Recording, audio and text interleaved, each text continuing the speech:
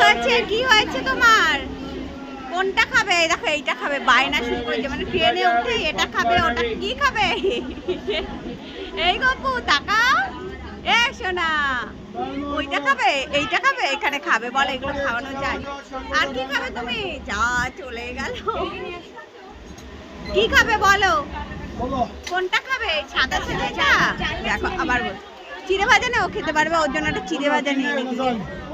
চাল ভাজা না চিড়ে ভাজা খেয়েছিল? চাল ভাজাটা শক্ত শক্ত।